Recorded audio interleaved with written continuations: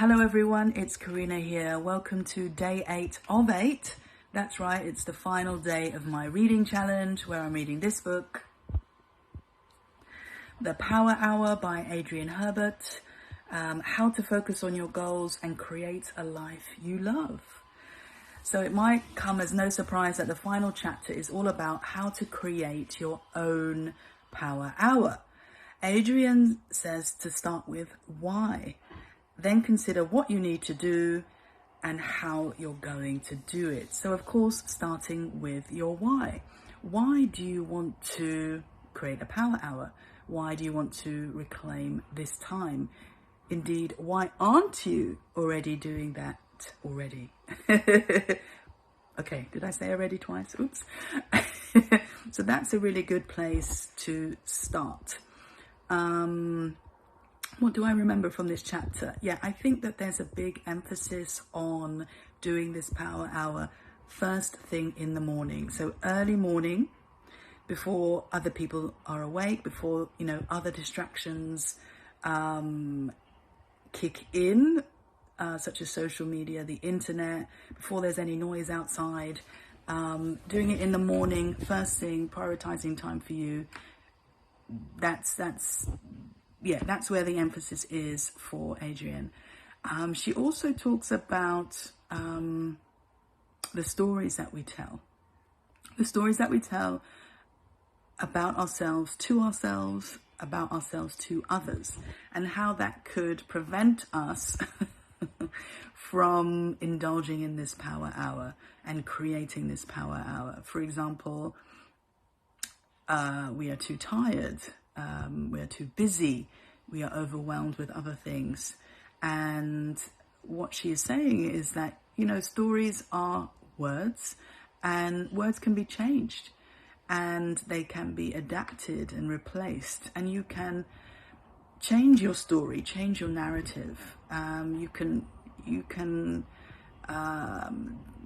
take power and take control and change the story and the story that we tell ourselves about what we can do and what we can achieve. And by doing that, that would help us find time and find space and prioritize ourselves and create this power hour. So what I really want to just leave you with are the suggested rules on how to create your power hour.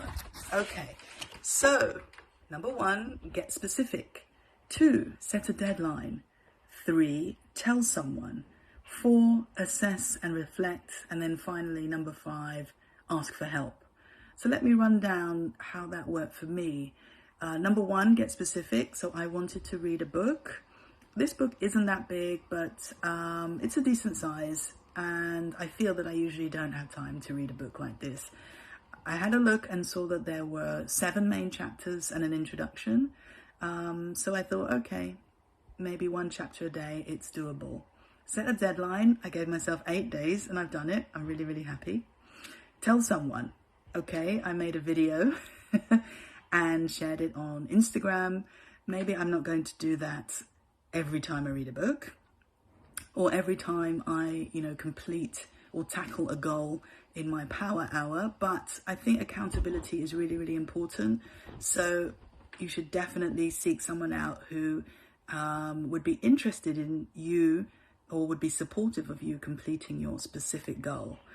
Assess and reflect. Yeah, I'm going to write a blog post and share it.